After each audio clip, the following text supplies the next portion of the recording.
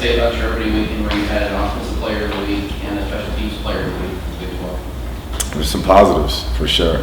That kickoff return by Jakeem was big, and then Pat moved around, made some plays, had some good numbers. Could have had huge numbers had we not dropped 8 passes, but I thought he protected the ball well. What is Pete Robertson's status? He is day to day. It's still being evaluated. That's how it's going to remain. Is it an injury? Is he injured? It's just day to day. Just put it that way and leave it at that. Is Pat going to be your starter again? Pat will be the starter. And how is Davis handling everything? He's, disappointed as a competitor. You can see that, but couldn't be more proud of the way he's handled it with his teammates, the way he's coached up young wide receivers, the way he's worked with Pat. Complete professional in that regard. That's not easy to do at that age, and with him knowing how good he can be and how good he is, but couldn't be more proud of the way he's handled the whole situation. What was Ollie's injury? It was a shoulder injury of some sort. The left one? One of those. Yeah. There you go. What concerns do you have about UTEP? A lot. We played them last year, obviously, and we were very fortunate to get out of there with a win late. They went to a bowl game last year. Coach Kugler was in his 3rd year.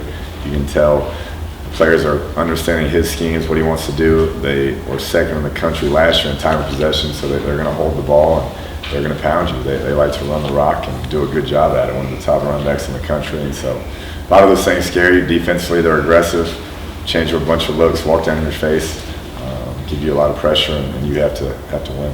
Coach, what does Aaron Jones do, both running the ball in and out of the backfield, receiving it, that's just so special, it's hard to cover?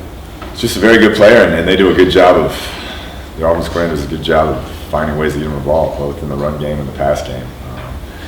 We faced him last year, and he had a great game. And, he's a guy that we're going to have to find a way to get to the ground, but he's a very talented player.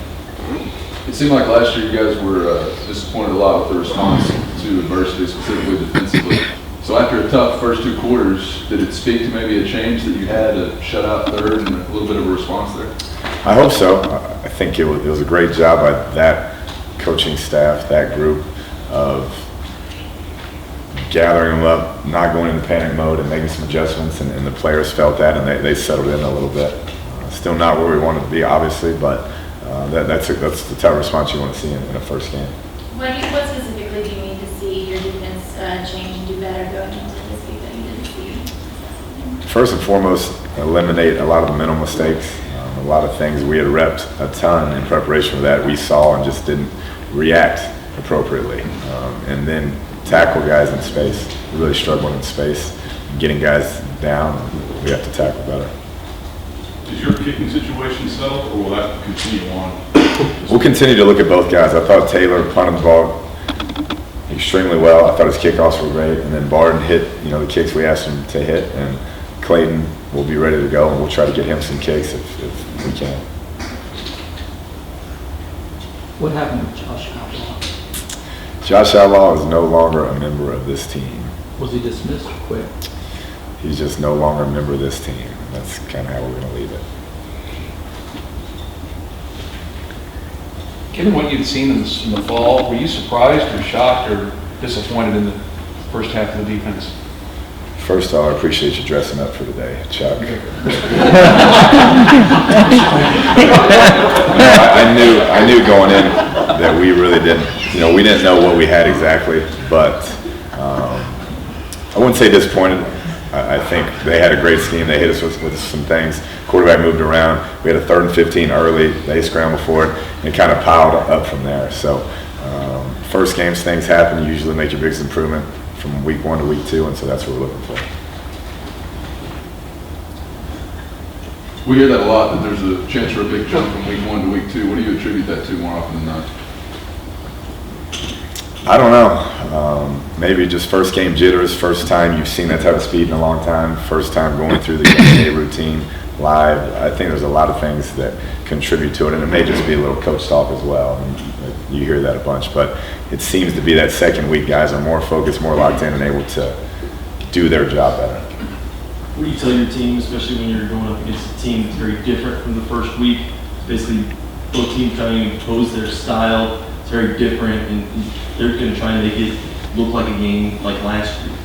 Yeah, I think that luckily we have that game from last year to base a lot of what we're selling them this week on.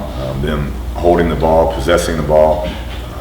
And so offensively, when you get drives, you got to try and make them count. And defensively, you got to be ready for downhill run game, play action pass, and sit in there and stay focused on some of those long drives.